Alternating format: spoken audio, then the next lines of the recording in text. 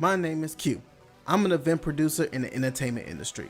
This podcast is me and my colleagues talking about how we got into the business, offering career advice, and just chatting about whatever's happening in the world today.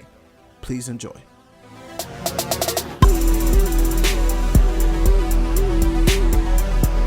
Welcome to another episode of the Q It Up podcast. I got a special guest on the line, Ice Cold. How's it going, my man?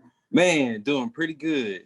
That's good, man. That's good, man. I actually met Ice at a WWE event a few years ago at Toyota Center, man. So big wrestling fan. Yeah, definitely. Awesome. So you also run a Facebook page that's following wrestling. Yeah, it's called World Wrestling Talk. So how I started that, I was like, man, I need some more friends that are wrestling fans. Mm-hmm. So I just started to start this group.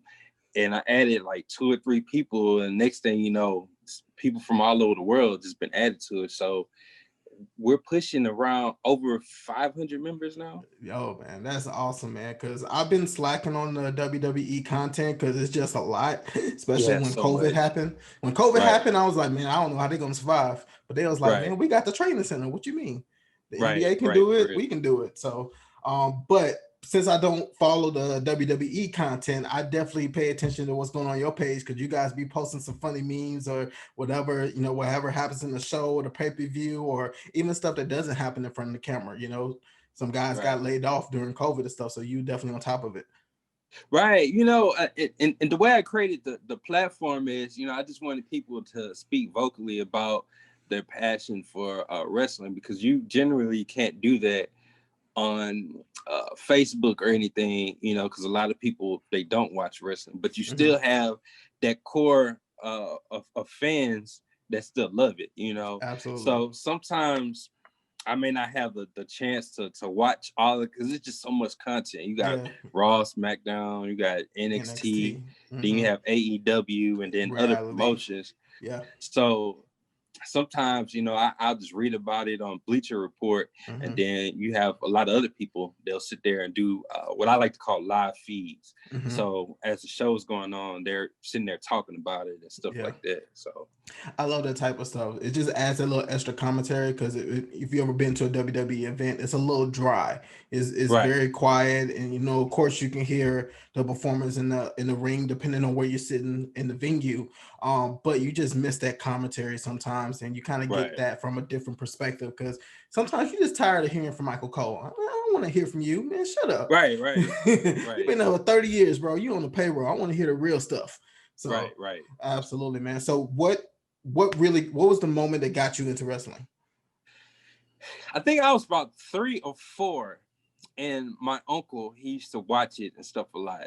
And so I just remember I would run out the room or something peak when the Undertaker would come out, as a little kid. Yeah. And I really liked the Undertaker, and then you had Bret Hart, and then Stone Cold was coming in, and then that's when the Rock and everything else. Yeah. So from there, I just really loved just watching wrestling. And although it kind of went through this transition period where a lot of people stopped watching it, but I think they're still a fan of it. They just stopped watching it because in the 90s wrestling was just here, so absolutely. That's pretty much it around that age. Yeah, man. Amidst the Attitude Era, and I think since Triple H has been making that transition, and for you guys that don't know, Triple H he's probably one of my favorite wrestlers. And right now, I'm not sure if his title, but he's up there. He's second to Vince McMahon, who is the owner of everything. COO. Hey, man, I think everybody knows Triple H. They had to. The water bottles, the colorful entrances doing WrestleMania. Bro, I got in trouble so many times copying DX doing the chop. But see, here's the thing. So when it comes to wrestling, people know these wrestlers. They know Hulk Hogan, they know Stone Cold, they know The Rock, and they know Triple H. Just off top. You know, that's always is like that, you know. Oh yeah, and that's the top ones. I mean, Undertaker, and my cousin got me into wrestling. And I remember I didn't have cable at my home, but whenever I go stay with my cousins on the weekend, it would be like a pay-per-view or whatever. And I specifically remember the pay-per-view, and it was a Royal Rumble, and Stone Cold and The Rock were the last ones in the ring. I don't remember which number, but I just remember just the way The Rock was acting, how they was interacting with each other. I was just really ecstatic. And of course, the energy my cousin gave really got me really hop into it as well, because I wasn't even double digits. I was probably single digits age at that time. So it's definitely changed over the years. So like my cousin who got me into it, he doesn't know a John Cena, he doesn't know a Seth Rollins, he don't know a Dean Ambrose and stuff like that. So it's a business that transitions over age, and some people is going to age out of it, and some people are going to age into it. So it's in this a revolving door. Right. Looking back, I remember I was I believe I was in 6th or 7th grade, and this dude, he came to class, and he had like this Rock sleeve, right? And then on the sleeve it says the people's elbow, blah blah blah, and so he's telling everybody, oh yeah, I got it, when the Rock threw it in the crowd. Oh wow. So I had never been into a live event. I didn't go to a WWE live event until I was an adult. So now looking back, he lied to everybody, because the Rock's elbow sleeve is only just black. It doesn't say the people's elbow. No. It's not in blue or anything. So he had bought that. So this whole time I was like, I got it for a Rock. I caught it fresh out the air. Yeah, so I'm like, if he did that, he wouldn't have brought that to school. Yeah, that was a short period of time. I guess towards the end of high school, going into college, I just wasn't following it. I was on the other side of Texas. I was focusing on my grades, and also I was a student athlete. But it was a time where I cut out sports, and I was able to. I think it was during the time where The Rock came back into WWE. It was like after he did his stuff in Hollywood, he was transitioning back to WWE for a little bit, and I was so ecstatic. And like you said, you didn't go to a live event until you was an adult, and I was like, man, I got a little bit of change. I can go to a WWE event, and I went, and that feeling, man, I felt like a kid again. When if you smell, as soon as that music hit, bro, felt like a little kid, bro. Right, and too, I feel wrestling doesn't give a lot of credit, because a lot of wrestlers, they're just like football and basketball athletes. Actually, they're really successful if they transition into those different sports, especially stunts in movies. Yeah. Because they're constantly doing it, just the workout and routine. But look what wrestling has done for The Rock's career. He's like the top action star in the world right now. Oh yeah, highest paid in Hollywood right now, buying XFL. Right. I was like, that is a crazy story for you to work for Vince McMahon, work your way through a company, buy the company. And then unfortunately, with the XFL, I was really hoping in that it would work this go around, because after watching each episode, each of the sporting events, it was really good. We had so we have the Houston Roughnecks, and they were going undefeated at the time. And so I just felt like they were going to be the first sports team in the 2010s era, well, aside from the Astros, but football wise, to actually get a championship. Oh yeah. And actually the championship game was going to be here in Houston. So that would have been really dope to win a championship out here in Houston, and they probably would have faced the St. Louis Battlehawks or so.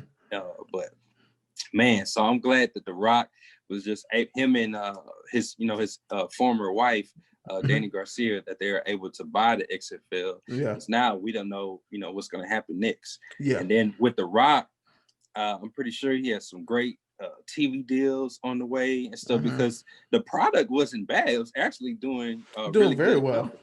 It's just, with COVID hit, unfortunately, they had to shut down operations because they couldn't have any fan attendance. Absolutely. And it was a startup business. It was his first year. You're not making any profits in the first 2 years of your business. So they definitely couldn't sustain what they were going to try to do. I had a lot of old former colleagues who left their jobs to go work for the Roughnecks. Then, of course, COVID happened and they out here on the streets.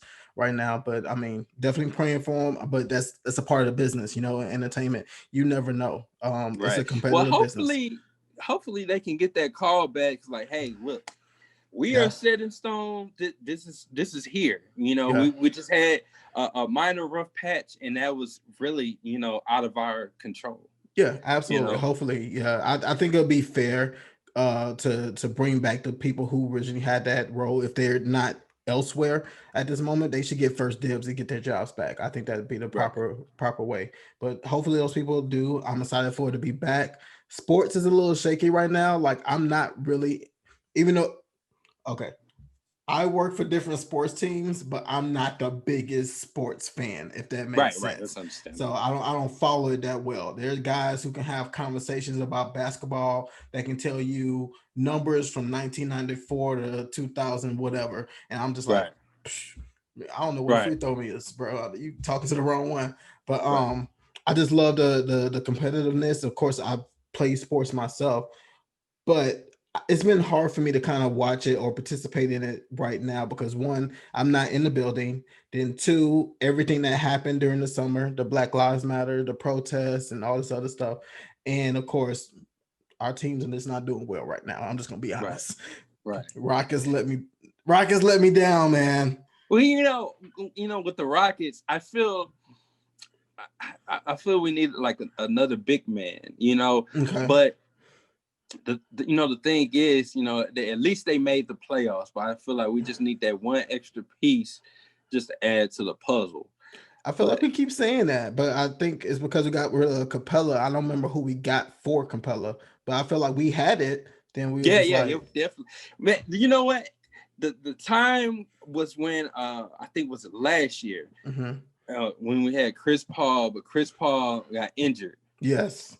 I feel like if he was able to play, because Chris Paul is a dog out there. Oh, yeah. I feel like he would have changed the entire landscape of the Rockets. They would have really came close, if not beat the Warriors at the time.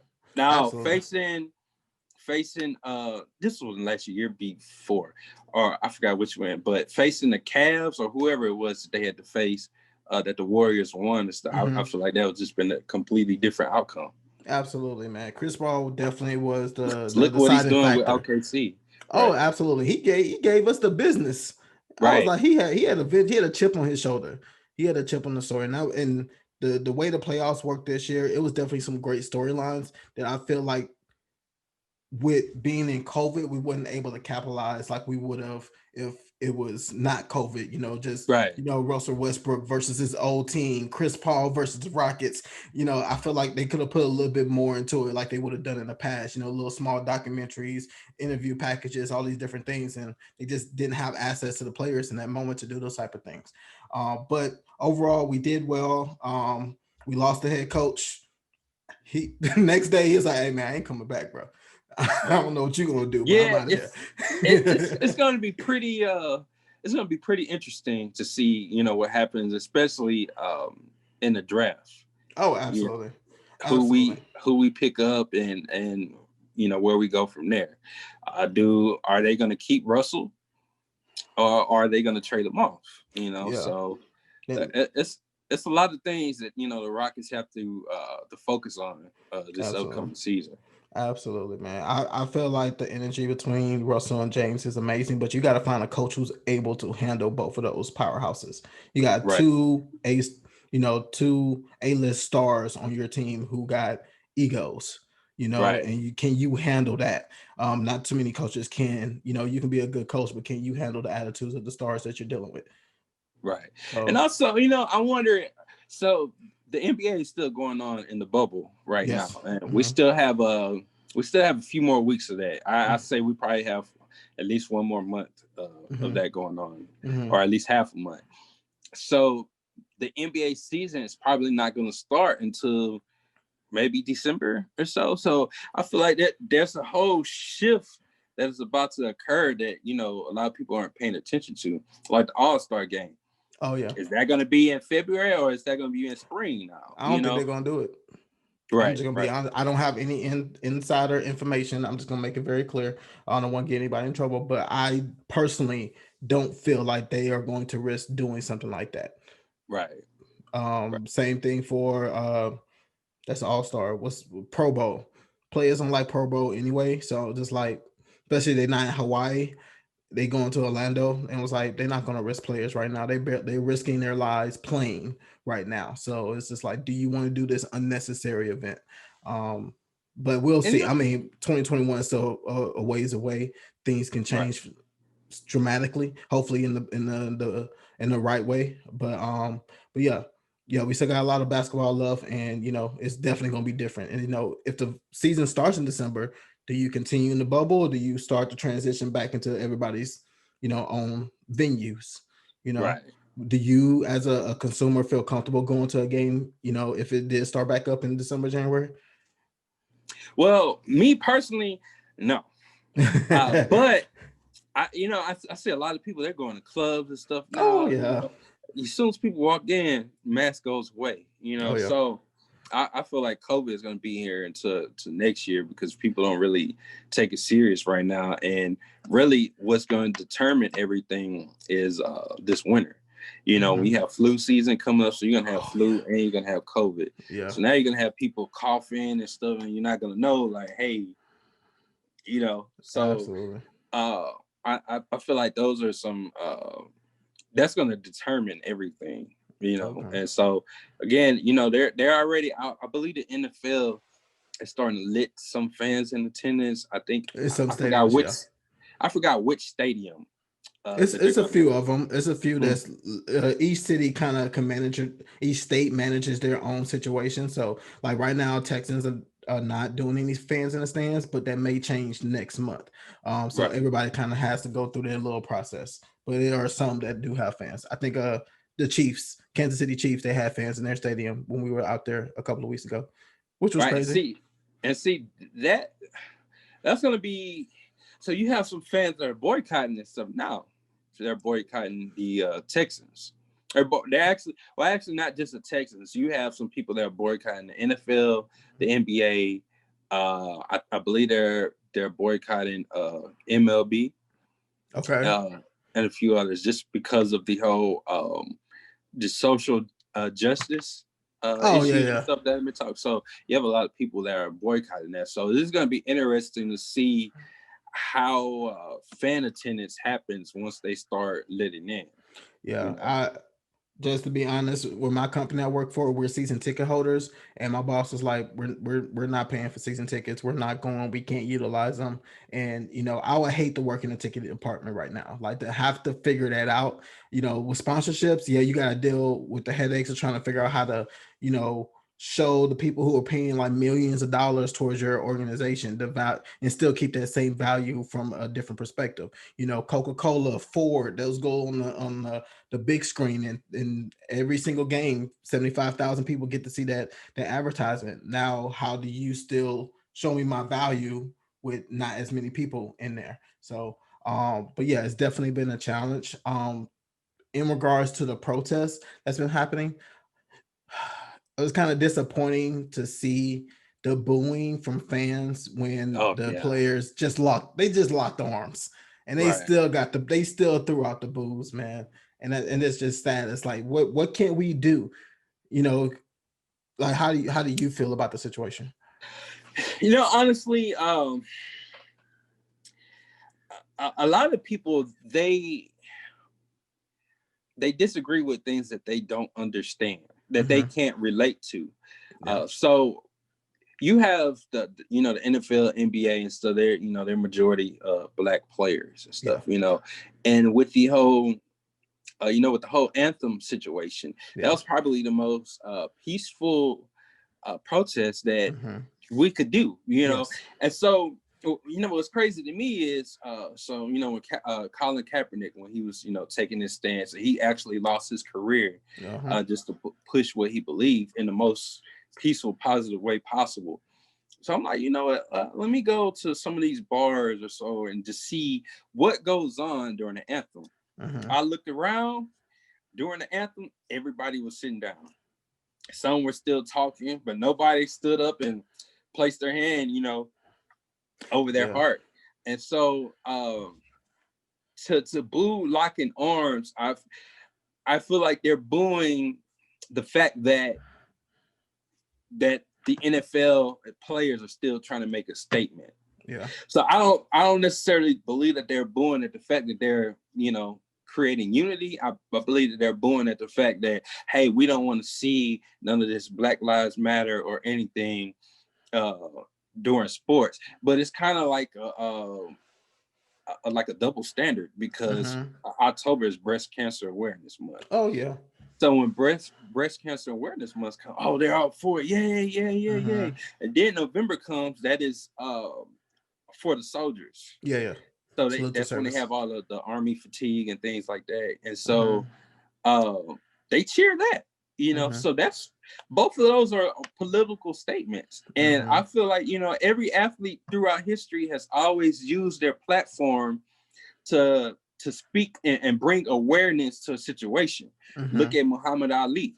Yeah. He constantly was telling you, like, hey, why do I want to go out over here to Vietnam or something like that to fight a war just to kill those people? Yeah. So athletes have always been outspoken, and athletes have always been criticized. Okay. This has always happened. So Colin Kaepernick, to me, if he were to do this back in the 60s, 50s or the 60s, he would have been called the N-word. Oh, of course. Simplest fact, just like when they always bring up, oh, Martin Luther King this, Martin Luther King that. When Martin Luther King was assassinated, a lot of people during those times said that he led himself to that. Because of his actions, that's what happened to him. Right. And a lot of people disagreed with Martin Luther King at the time. Oh, yeah. It didn't happen until years later. And guess what? During that time when Martin Luther King was assassinated, a lot of those people are still alive today. Oh, yeah. Oh, so do you think racism left? No, it's just being recorded. And we have a president that just makes people feel comfortable to be themselves openly. Yeah. And when the whole situation happened, when protests really started to get to a good high and you consistently saw it, like right now, protests are still happening, but it's just not being showcased on the news as much as it did a couple of months ago. And it kind of upset me that a lot of companies, they'll post the black square on IG, like, oh, we're donating millions of dollars to, this foundation. We're going to focus on this. We're going to start initiating certain things within our organization. I'm like, where was that a few weeks ago or a few months ago or whatever? And I kind of felt like it was pandering. You're pandering to us right now because you don't want to be on the wrong side of history. Because right now we were attacking everybody. Everybody was getting this slander. H&M, whatever. No matter what you said, if you wasn't in support with us, you pretty much racist, and we're gonna get you up out of there. And I like that energy, but I just don't like the fact that it's slowed down tremendously, now that we're in October, because, COVID is at the front of everything right now. Then, of course, it's an election year. That's definitely going to be the focus of right now. So, so the media, they thrive on controversy. Controversy sells. Yep. Just like, Eric Bischoff would say, controversy sells. So we had, those riots and stuff like that. That was probably maybe about 5% of people that were protesting that was actually doing the riots, stuff like that. The other 95% was actually peacefully protesting, as they have always done. Yeah. But that's the thing, though. People don't pay attention to things until a situation becomes uncomfortable to them. That's why with Colin Kaepernick, he was protesting peacefully, but because he kneeled during the anthem, oh, you're disrespecting our flag, and and it's like they're creating the flag as this is their God, like the American flag is like the Bible, or the American flag is what Buddha is to some Asian communities, so, and it's just, I mean, it's sad, but that's just how our country has always been.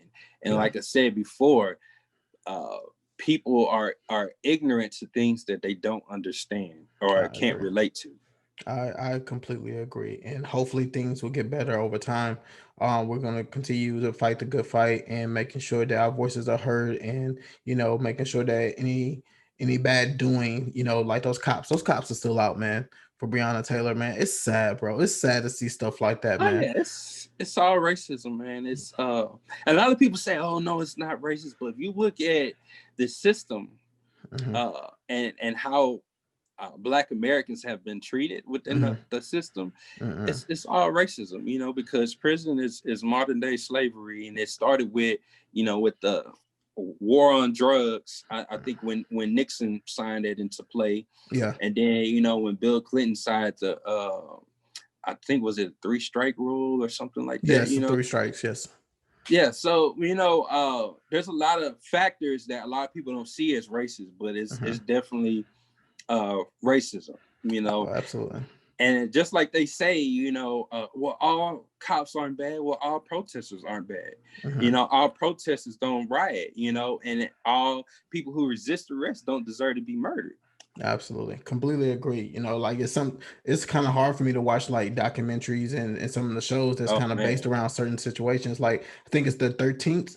Oh yeah, man. That was, I think I watched like maybe 5-10 minutes. I just got pissed. I just got heated. I was just like, that makes me so mad that our people had to go through this and still going through it in some you know, in some way. Then Ava DuVernay did another thing, joint with the case with the boys in New York who got falsely accused. I forgot the name of the show. The Central Park 5. Yeah, man. I was just like, bruh, that gets me so heated, especially I'm now at the age where my friends have kids. I may be having a kid, and it's just like to have those conversations, and my kids may be going through that, or I may go through that, or anybody should never ever have to be experience something like that. Well, the thing is, you know, Black Americans, they have always, every decade, they have always had to prepare for some type of issue. It's just through time, different things change. So, you know, back then, you know, you had slavery. So be careful when you go out there with things that you say. Then you had the Jim Crow era. You know, be careful which water fountain you drink at, which store you go to. You know, then we had the 80s and 90s and stuff. Like, look, just be careful.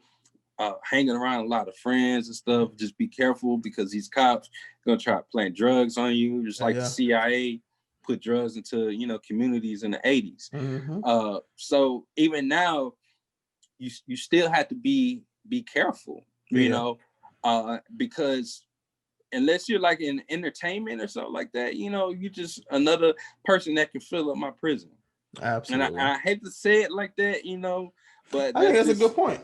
I think that's a good point. Unless you're in entertainment, you are going to get these handcuffs and get tossed in the bin. And yeah, I never thought about it in that way. That's a good point. You know, looking at our president, man, you know, and it's a double standard with him because, all right, so when LeBron James was speaking about Breonna Taylor and different issues and stuff there with Faith, they were telling him, hey, shut up and dribble. You know, you're not allowed to speak about these things. You're a celebrity. Celebrities shouldn't speak about this. But we elected a reality star / celebrity into the White House that has no type of political experience. He could at least start it off being a mayor or a senator or even a governor, but he went straight into running our entire country. And what he has done, again, is made people who, you know, decided that is racist, make them feel comfortable of coming out. And then he's created this whole illusion and stuff, you know, and he just stirs up so much strife within communities, man. If you look at his campaigns and stuff, you go in there and you're saying, hey, no, don't vote for Donald Trump, his people will try to attack you. Oh yeah. Just recently in Virginia, they were trying to stop people from doing some early voting. You know, his supporters and stuff were out there. Yeah, his supporters. This was last week. His supporters are out there and they're just blocking people, which is something that's actually illegal. Oh yeah. You know, and then, you know, I try to tell people, I'm like, this isn't a Democrat or a Republican thing. This is a terrible person that's in office that's running things. Look how he responded to COVID, and he knew about it. He knew. Did you hear the recording? Yes, I heard the recording. He's like, yeah, we're not gonna tell him about it. It's not that bad. It's just, I know it's bad, but it ain't that bad. Now we have over 200,000, you know, Americans dead. Yeah. You know, so that's why That's why voting, is so essential and so important, but not just voting for the president. It doesn't stop there. There's only so much the president can do and is allowed to do. Yes. But we have to be responsible to vote locally. It comes to our mayors, it comes to the judges, the sheriffs. Those are the people that really affect us. Oh, absolutely. Just think about, driving around Houston, we used to have those red light cameras. A lot of people didn't like them. I think in some parts of Houston, they're still up, but they're not operational because people voted to, I'm not about this life anymore. So you got to take that type of stuff down. You have that type of power to choose how law works for you within your area. So definitely it's important to get out there and vote. So, man, I love it. I love it. I love that discussion going into politics and stuff like that, man. Get out there and vote, man. If you don't want another 4 years of the orange monster in the White House, man. If you don't want another 4 years, again, this isn't. We shouldn't be in a position where we see as Republicans that they're all racist, because they're not all racist, and we shouldn't be in a position to where when somebody's coming to run in office, that we're just gonna vote all Democrat, or we're gonna vote all Republican. No, let's see what their values are, what their character is, or stuff. What side they're on, it should not matter. It should be about what they're bringing to the table. Absolutely. But unfortunately, again, that's what Donald Trump has been doing. He's creating this division. Absolutely. So he's saying a lot of things happen. All this happened during Obama's presidency. You know what? You're right. A lot of it did happen because a lot of people were racist against Obama, and Trump started it with you weren't born in America. Here. You're not from here. Yeah. Oh, so where's your wife from? She can't wait to file on divorce papers. Soon as he out of that White House, boy. Divorce. Faster than Carter B and Offset. Out of there. Gone. Bruh, it's crazy, man. But the thing is, part of me is like, I feel like we're gonna have another situation. He's gonna get reelected. I just feel it. I don't know. I guess I'm just mentally preparing for the worst. Man, look, I bought some fireworks. If you lose on November 3rd, that's when my 2020 starts. November 3rd, when he loses. But unfortunately, he lost the popular vote. Running against Hillary. Hillary Clinton won the popular vote. Yeah. He won by electoral. Kind of similar to when we had, I want to say about 16 years ago. Well, actually longer than 16. Was it Bush? Plus 20. George Bush and Al Gore. Yes. So Al Gore won the popular vote, but George Bush won the electoral votes. And there's a lot of BS that, that happened with that. But, just when Al Gore was talking back then, he created this documentary called An Inconvenient Truth. And that's when he was talking about climate, climate control and stuff, like slowing down pollution and what can happen around these times. And now we're starting to see these things, these forest fires, all this stuff. Al Gore was talking about that years ago. Unfortunately, we were never able to see him in office. Yeah. Just to see what he could do, So that's just what we had to deal with. Absolutely, man. So just be prepared for November 3rd. Get out there and vote, man. And do your own research. Like, it's dream selling season right now. Anything you telling me right now, bro, man, forget that. What you do last year? I'm trying to see what policies you're trying to bring in or whatever. Free college for everybody. I'm like, you said that last year. I'm still paying student loans. What you mean? Right. Stop lying to me. So but yeah, do your research, find out what these people are all about, and and don't follow the crowd. Don't be like, just like you said, don't vote Democrat, vote Republican, vote for what you care personally. This affects you. And also follow your local leaders as well. Right. Awesome. All right, so I want to get into top 5. Top 5 is usually an icebreaker, but we're halfway into the conversation already. It's just an opportunity for somebody to get to know you a little bit better, have a little bit of fun, and get off the course of the conversation. So you are a big Houston lover, man. Every time I see you, bro, you love Whataburger. You throwing up the H, man. Your videos are funny or whatever. What are like the top 5 things that you love about Houston? The top 5 things I love about Houston. One has to be culture.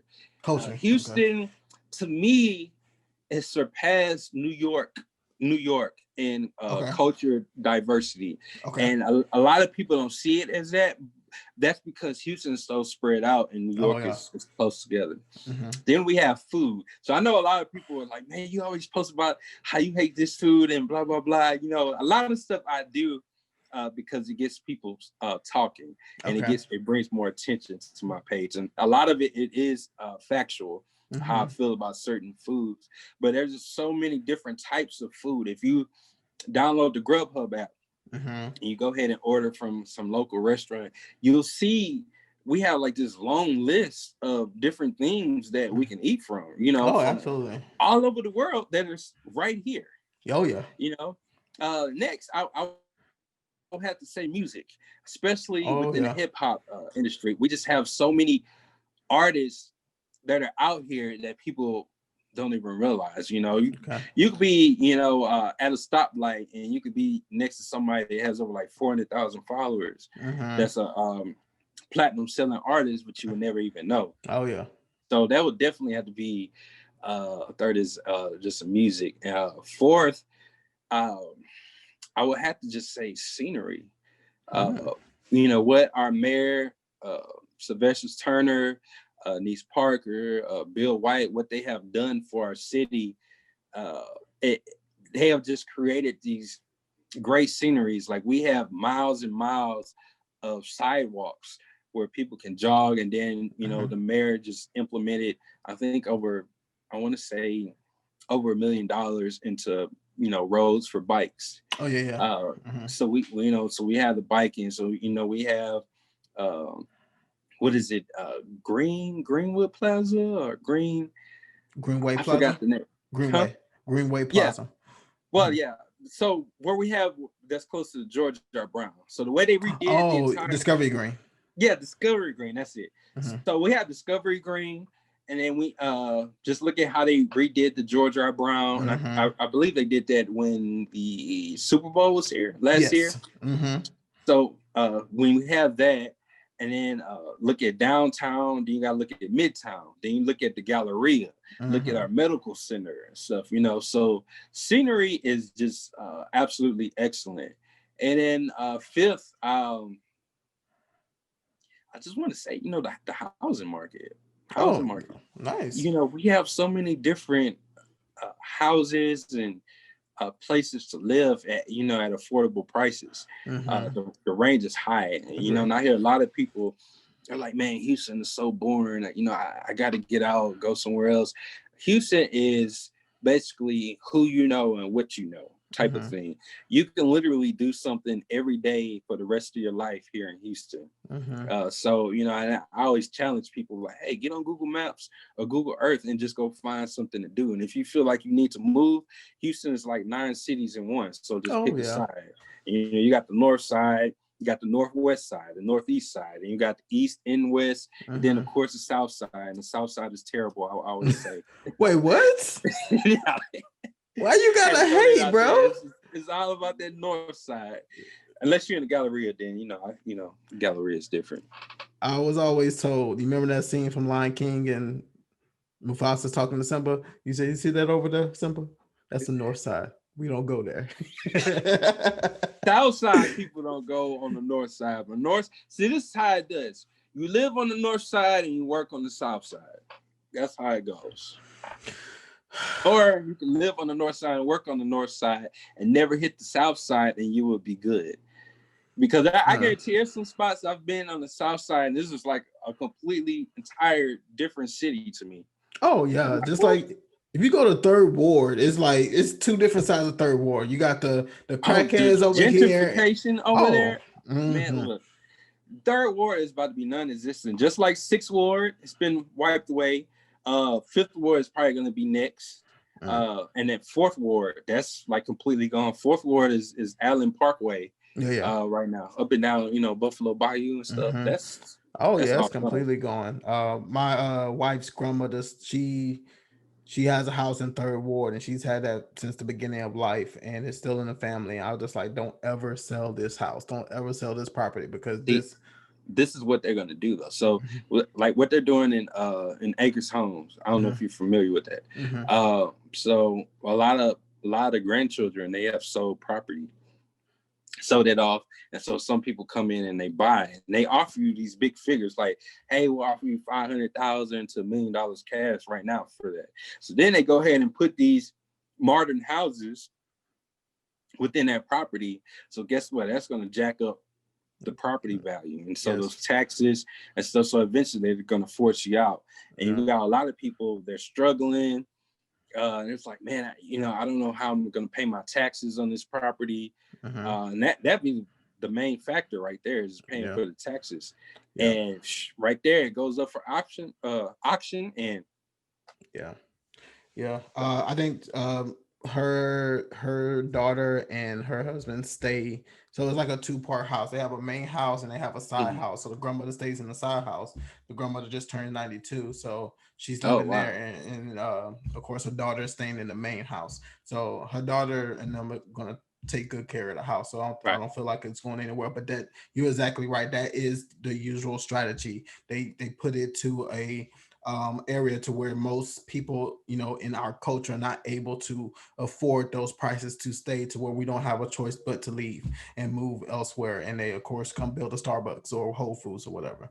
So hopefully that doesn't happen. But I love places like the Turkey Leg Hut, where they just keep showing the value of our people within that area. It's like, no, you ain't gotta go nowhere. We can celebrate right here on Main Street, bro. We got this. We can have a good time, and we can support our own. We ain't gonna be pushed out. We're here to stay. So I love places like that, man.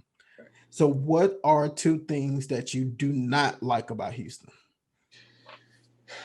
2 things that I do not like about Houston.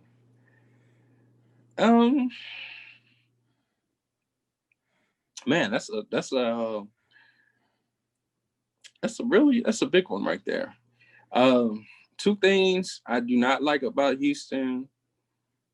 I want to say, actually, I really don't know. You don't have nothing? I got one for you. I got one. Traffic. I hate it. Get out. Everybody keep moving to Houston, bro. Y'all keep causing all this traffic. See, believe it or not, I haven't dealt with traffic in like 4 months. And of course. Oh yeah. Because my schedule is different. So, and all that just depends on, I guess, which direction you're going. Yeah. Certain time that you're going into. That determines all of that. Oh yeah. So, but yeah, every big city is going to have its traffic and stuff.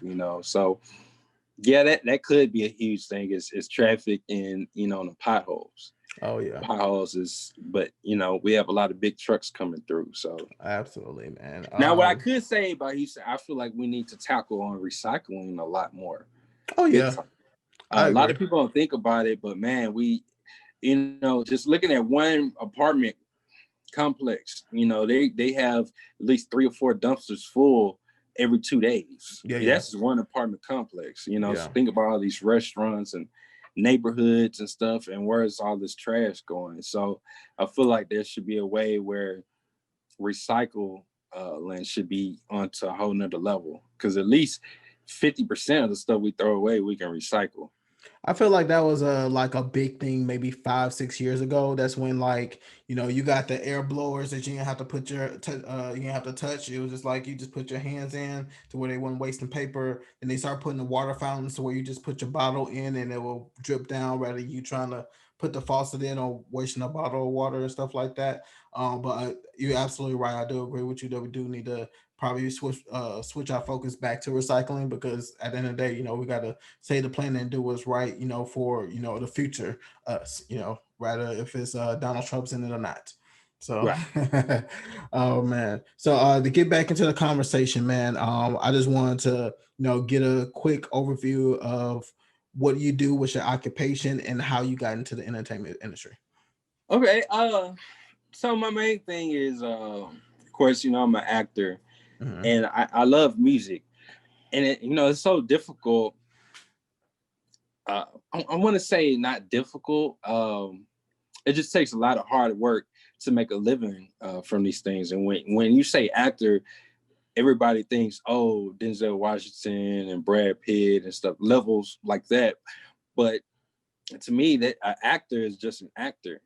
whether I'm at a local church or a community center or so performing. To me, that's acting. And and I wanted to make a living from this, and I was like, you know what, I don't want to hear the word no. So what I was doing, I was trying to find all type of jobs and stuff that I can do to where I can have a flexible schedule. Okay. That way, it's like, hey, I could do this, and then I can still do what I love to do. So I'm like, hey, you know what, let me venture off into music. So I've been going to different audio schools, and it's just like, man, it's so hard to lock in a job at like a recording studio. Yeah. So then that's when I got into filming, and I figured like, hey, if I film some music videos and stuff like that, I will at least learn how to film, and then I can do like my own projects. Yeah. And so from there, that's when I just started interning with this company called Dang Films. Okay. Yeah. And so with Dang Films, I start interning there, and then eventually I got hired on. So I've been working with them for like, I want to say 2 or 3 years now. Nice. And so from there, I've been making money from there. And then right now, I just got back into a recording studio.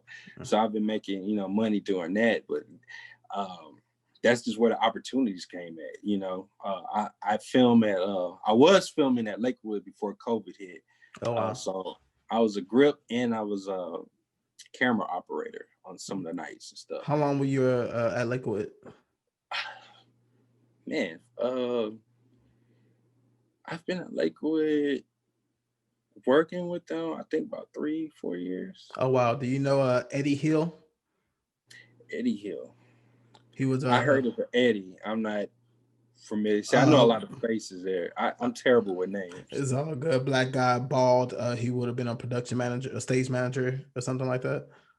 You know what? I think I've seen him before. That's my boy. I work with him at the Rockets, so y'all probably met at some point. But it's funny how everybody kind of knows each other in some space, especially entertainment.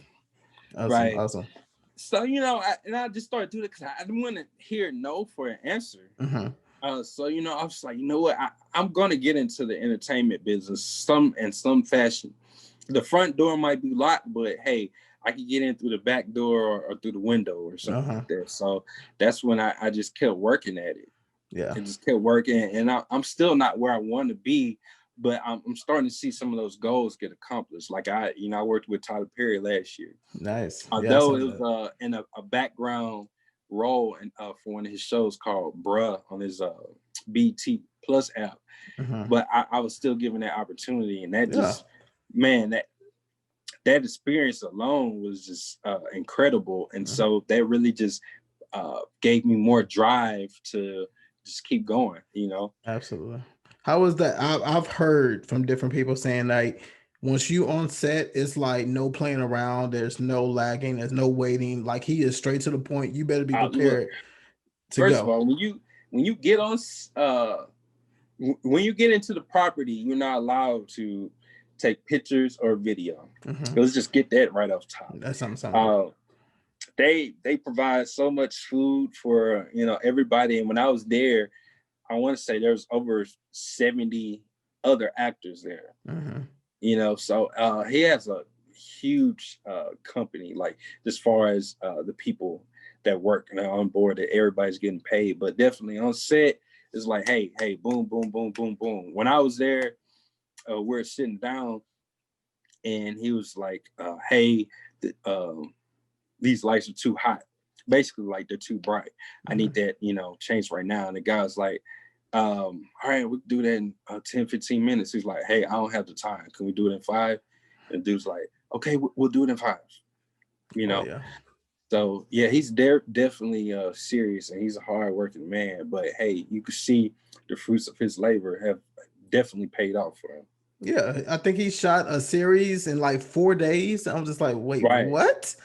In 4 days? Yeah, just straight back to back, and let's go. I was just like, God, man. I was just working in production. I'm just like, I can't.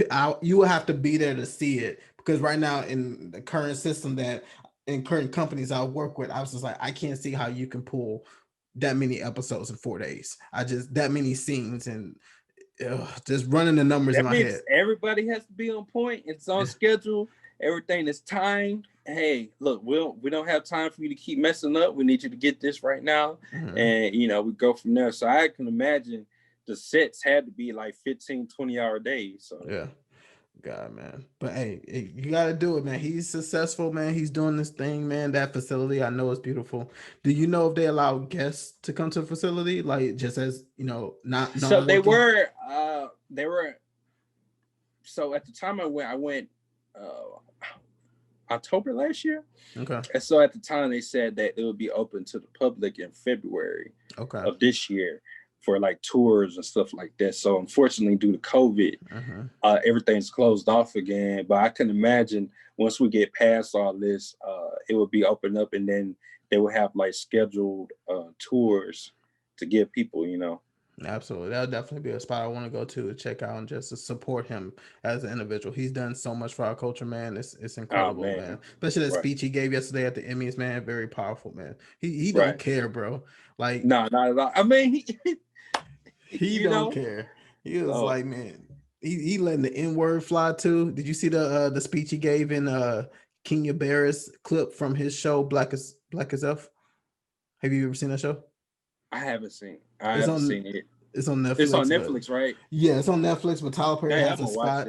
Yeah, Tyler Perry has a scene where he's talking to Kenya, and Kenya is like, "Man, I don't know. You know, I'm trying to make everybody happy." And Tyler Perry just went into this like 5-minute dialogue of like, "Screw them. Do what you want. Do it for the people. If I followed everybody else, I would not be who I am right now. I didn't make my Madea plays for white folks. They didn't care about my stuff. I made it for my people, and my people came out and brought my tickets. And now I have this." So it was a powerful speech. Highly recommend checking it out, man. So from an actor's point of view, how do you proceed if you ever want to just say, you just get up in the morning, it's like, I just want to be the next Denzel. What would you suggest be the process in regards to trying to, I guess, search for opportunities, and I guess the process you should start to step into that career? I would say practice, network, film. Okay. Practice every day. Network. You know, you never know. You're always one person away from your next blessing. So even just making a comment on a blog post, you just never know. But that's what happened with me. That's how I was able to link in with Tyler Perry. I was on the Shade Room, and they posted about Tyler Perry, and I was like, man, that'd be dope if I could go work with him one day. And then this chick, she commented, it's like, oh, all you have to do is blah blah blah blah blah.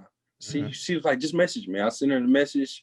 She's like, yeah, you just follow I think was it cab casting or something like that, and went from there. And I sent all my information. Then I get a call from Tyler Perry Studios, like, "Hey, can you be here on this day?" Oh yeah, I'm there. Drove to Atlanta. The rest is history. Absolutely. Film. We are in a position now to where we can create so much content from at home. Look how we're doing this podcast right now. You're at your home, I'm at mine. We're in completely different locations, but we're creating content. So if you want to be an actor and stuff, just create some stuff and just put it out. Absolutely. You know, good or bad, put it out. You know, people are gonna tell you how they feel, but eventually you will start to get better from doing it so much, and you'll look back at your content like, hey, you know what, I could do this next time, I could do that, and then you could go from there. But you definitely, like I said, you got to put in the work. Absolutely. I always tell people, you got to put in that 10,000 hours. Yes, put in 10,000. When I started this, man, I was like, I got the experience, but I didn't know. I was used to working on iMovie and Final Cut. Then I had to come and do Adobe Premiere. I wasn't familiar with the program. I haven't used Final Cut since college. So I was like, maybe it's like riding a bike. Oh, not really. I still use Final Cut. Yeah. It is definitely a challenge, and every little thing I had to look up on YouTube. Probably doing a 1 hour video probably took me 2 days, and now I can probably push this out. After this conversation, I can probably download it, render it, get it edited, and get it pushed out by tomorrow morning. And I couldn't do that 2 or 3 weeks ago. It was just repetition. So now I just feel more comfortable with the system, and it just, that experience, it adds on, man. So Right. Absolutely. You've been doing your thing on social media, man, with your TikToks and your skits on IG and stuff like in Facebook, brother, man. Absolutely, man. I love it, man. Keep doing your thing, man. Have you ever thought about doing longer stuff, more than the 10, 15 seconds? I am definitely working on doing some short film. I'm like currently writing some scripts and stuff, so I'm trying to put that into play right now. That's good, man. Two, this is my first year I won't be working at Haunted House, because I've been working at those for about 13 years. Yeah. Mm-hmm. So I was thinking about doing like a short film to put out during Halloween time. So okay, like hopefully everything will go. Yeah, so hopefully everything will go cool, and I could get that accomplished. So I got you. Are you really into horror? Is that why you what? Okay, let's rewind. What got you into working at a haunted house?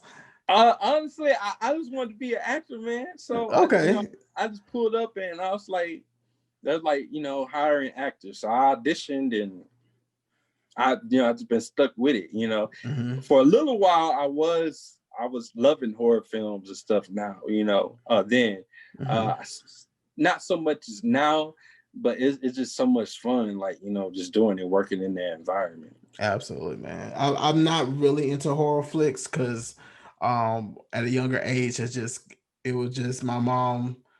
She took me to go see Anaconda with Jennifer Lopez and Ice Cube. I am completely terrified of snakes, bro. Like you put a snake around me, like that Cardi B video, I couldn't be a PO on that set when they brought the snakes on. Yeah, like, bro, I can't do it. Then she decided to double up on it. She took me to go see Deep Blue Sea with LL Cool J, Samuel Jackson. Bruh. Right. I used to swim all the time. Now I won't step in the water. I'm like, beach. Right. I'm good. Yeah. I got land. Right. I'm good.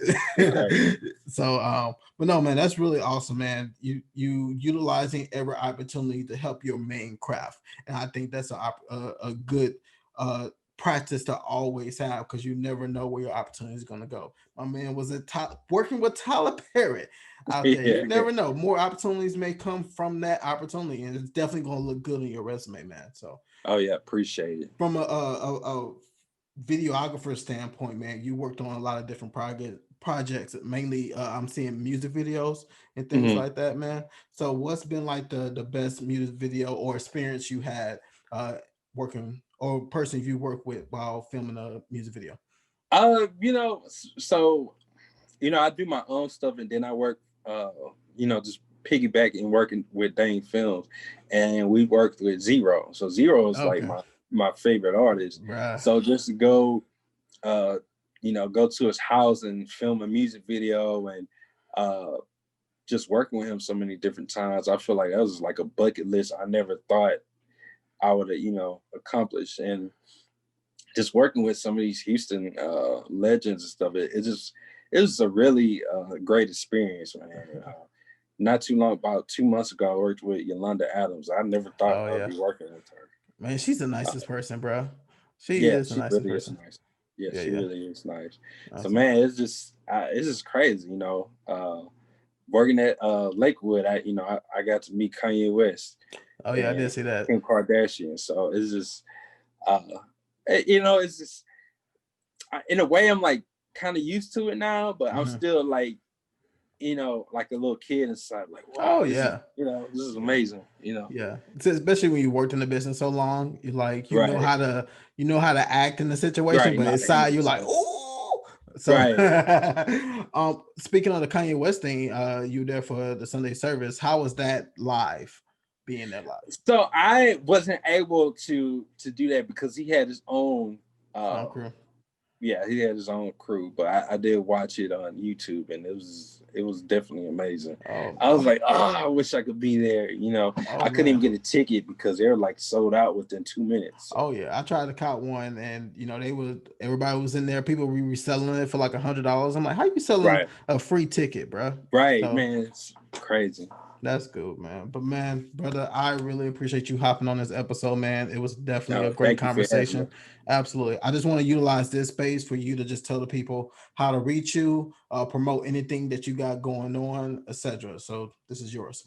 All right. So you can reach me again on all my social media at Icecold, ISECOLD. And you can also email me at info@icecold.net. This info, INFO at ISECOLD.net.